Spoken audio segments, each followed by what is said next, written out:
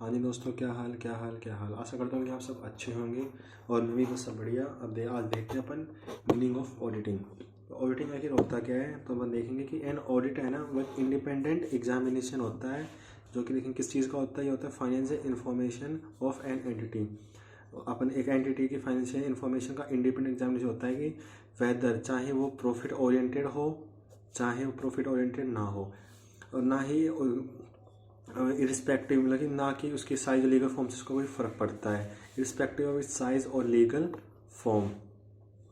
When such examination, जब ये examination is conduct with a view to expressing an opinion thereon, जब ये examination किसी view को एक्सप्रेस करने के लिए होता है, उसको बोलते हैं ऑडिटिंग। अब देखेंगे और फीचर्स और and characteristics of A audit. तो पहली होती है इंडिपेंडेंस, कि इट रिक्वायर्ड ऑडिटर, जो ऑडिटर है ना वो इंडिपेंडेंट होना चाहिए, ना कि कोई किसी के अनड्यू इन्फ्लुएंस के अंदर आके कोई काम कर रहा है, उसको कोई बोल रहा है कि कोई ऑडिट करने के लिए गया हुआ है कोई, तो उसको ऑडिटर उसको बोल रहे हैं कि आपको हम ये दे देंगे, आप इसको अपना ओपिनियन है ना वो एकदम ट्रू एंड फेयर रखना, और उसको अनमोडिफाइड देना। हमारे फाइनेंशियल स्टेटमेंट्स के अंदर कोई प्रॉब्लम नहीं होनी चाहिए। हम आपको एक बंगला गिफ्ट कर देंगे, हम आपको एक गाड़ी दे देंगे, इसके ना कोई इनको इन्फ्लुएंस दे रहे हैं, उनको ललचा रहे हैं कि अपन हाँ चाहोगे तो हम ये दे देंगे। इन्फ्लुएंस किसी प्रकार की होती है, जैसे कि आपको आईफोन दे देंगे, हम इन्फ्लुएंस कर दिया ना आपको, तो उधर आपकी प्रोफेशनल एथिक्स है ना वो हर्ट हो गए, और इसलिए ये इसका एक इंडिपेंडेंस है, तो फीचर्स है ये होनी चाहिए। दूसरी कैरेक्टरिस्टिक्स है इसकी फाइनेंशियल स्टेटमेंट, मतलब कि अपन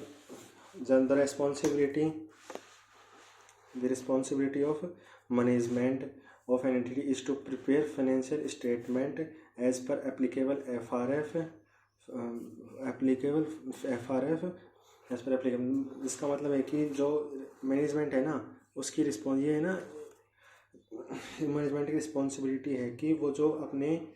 फाइनेंशियल स्टेटमेंट्स बना रहा है वो एप्लीकेबल FRF होनी चाहिए, ना कि ऐसा कि मन में जो बना रहा है। FRF का मतलब कि जो कोई रिक्वायर्ड जो अमाउंट्स, क्लासिफिकेशन, प्रेजेंटेशन, डिस्क्लोजर है रिक्वायर्ड, उनके हिसाब से ही उसने अपने फाइनेंशियल स्टेटमेंट्स बनाए हो, ना कि ऐसा ही कुछ मन में जो लिख रहा है कुछ कर रहा है उसके नहीं चलेगा। तीसरी है एंटिटी, कि ऑडिटर और client can be an entity whatever is legal form that is it may be proprietorship, partnership, trust और company etcetera. The entity may be profit oriented और चैरिटेबल, कि जो एंटिटी है ना ऑडिटर के लिए क्लाइंट उसका कोई भी हो सकता है, ऐसा नहीं है कि प्रॉफिट ओरिएंटेड ही हो या फिर कोई बड़ी फर्म ही हो, वो बड़ा क्लाइंट है जैसे रिलायंस वगैरह। रिलायंस नहीं तो अपनी छोटी मोटी अगर आप चाहें तो अपनी एक प्रोप्राइटरशिप दुकान का भी अपन ऑडिट करवा सकते हैं। ये सब अपने ऊपर होता है, ना कि कोई अपने को अपने ऑब्लिगेशन है। जो बड़ी entity, listed entity, limited entity, इनके ऊपर क्या कि ऑब्लिगेशन का ऑडिट करवाना ही करवाना होता है। लेकिन अपने से प्रोप्राइटरशिप, पार्टनरशिप में कोई ऑब्लिगेशन तो है नहीं, करवाओ मना मत करो, लेकिन ये कर सकते हैं, करवा सकते हैं, चाहे ये प्रॉफिट ओरिएंटेड हो, चैरिटेबल पर्पज़ हो, NP वगैरह, इनका भी अपन ऑडिट कर सकते हैं। फोर्थ क्या है इसका कैरेक्टरिस्टिक्स, कि his opinion is on true and fair view of financial statement, कि जो उसका जो व्यू है वो फाइनेंशियल स्टेटमेंट के ऊपर ट्रू एंड फेयर के, आप उसको समझ के उस to its best of knowledge के रूप में उसका ओपिनियन देगा। अब देखेंगे अपन qualities of an auditor. Auditor quality two types की होती है, तो टेक्निकल होती है, एक होती है पर्सनल। टेक्निकल के अंदर क्या क्या जाएंगे, जैसे कि अकाउंटेंसी होनी चाहिए, principle, procedure, techniques and standard, मतलब कि स्टैंडर्ड्स के रूप में काम होना चाहिए। फिर उसको ऑडिटिंग की भी नॉलेज होनी चाहिए कि उसके principle, procedures, techniques and standards इनके बारे में जानना चाहिए उसको। डायरेक्ट और इनडायरेक्ट टैक्सेशन की नॉलेज होनी चाहिए उसको भी अच्छी खासी। जनरल लॉ है ना उनके प्रिंसिपल्स की नॉलेज होनी चाहिए। कॉन्ट्रैक्ट्स हो गया, पार्टनरशिप कॉन्ट्रैक्ट हो गया, इसकी नॉलेज अच्छी तरीके से होनी चाहिए इसको। और कॉर्पोरेट, जो अपने कॉर्पोरेट लॉ है उनकी उसको नॉलेज होनी चाहिए। क्लाइंट का जो नेचर ऑफ बिजनेस है उसकी नॉलेज होनी चाहिए, कि आदमी जैसे कि कोई उसका नेचर है बिजनेस का, कोई कुछ काम बनाने का, और वो ऑडिटर को उसके बारे में कुछ मालूम ही नहीं है, वो अपने एक्सपेंस ज़्यादा बुक कर रहा है और कुछ कर रहा है, इसके अंदर फ्रॉड करने की कोशिश कर रहा है, ऑडिटर उसको पकड़ नहीं पा रहा, उसको क्या मतलब है बिना बात का। अब देखें इसको पर्सनल कुछ होती हैं, पर्सनल उसकी क्वालिटीज़, जैसे कि ऑब्जेक्टिविटी हो गई उसकी, कि ऑब्जेक्ट इंटीग्रिटी सा काम कर रहा नहीं कर रहा, उसकी इंडिपेंडेंस तो कहीं हर्ट नहीं हो रही है, कि वो अपने क्लाइंट का और अपना कॉन्फिडेंशियलिटी इंफॉर्मेशन को मेंटेन करके चल रहा है, उसका जो कम्युनिकेशन स्किल्स है वो इफ़ेक्टिव है, सो बात कर रहा है, समझ में आ रही है, क्लाइंट को समझा पा रहा है, उसकी जो अप्रोच है वो टैक्टफुल है क्योंकि वो बड़ा अच्छे तरीके से उसको डील कर रहा है उन कामों को, टैक्टिक्स उसके अच्छे हैं और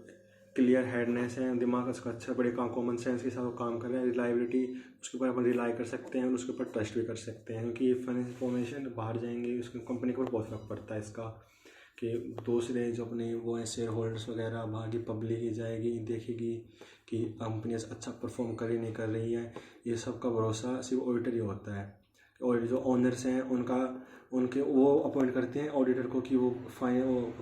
कंपनी के अंदर जाए, देखे कि उनका जो कंपनी काम कर रही है वो बड़े से कर रही है नहीं कर रही है, उनका जो उन्हें जो मनी इन्वेस्ट करी है, इनका मनी इन्वेस्ट करी है वो कहीं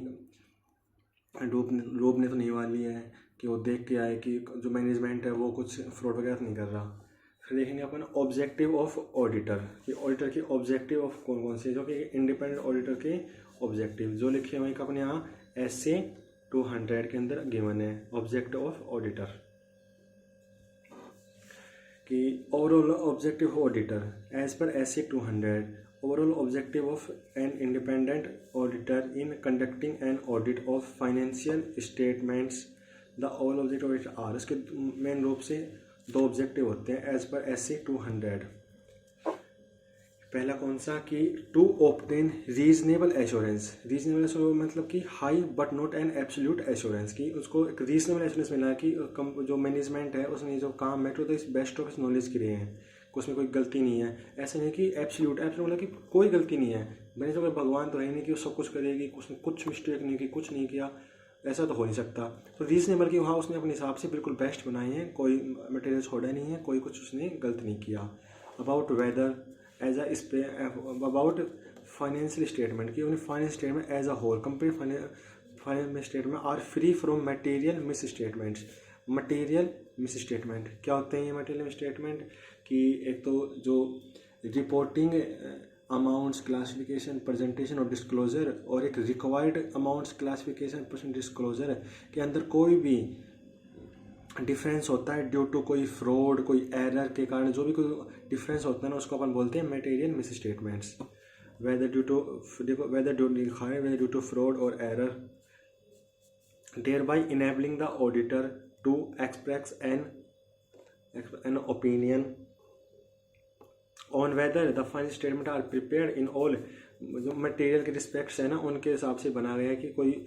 मटेरियल रिस्पेक्ट हो गया कि कोई अमाउंट उसकी वैल्यू है, कोई ऐसे नहीं कि कोई छोटे मोटे लगा के, in accordance with an applicable FRM financial reporting framework के ऊपर किया गया है। एंड जो ऐसा मांगे तो इसके ऊपर रिपोर्ट देना, to report on the financial statement and communicate as required by the SAs in accordance with the auditor's finding, कि ऑडिटर ने जो अपना काम किया है उसने ऑडिट किया है फाइनेंशियल स्टेटमेंट्स का, उसके ऊपर रिपोर्ट देगा और उसे कम्युनिकेट करेगा कि हमने जो काम किया वो मैंने as per the standards auditing के रूप में ही किया है।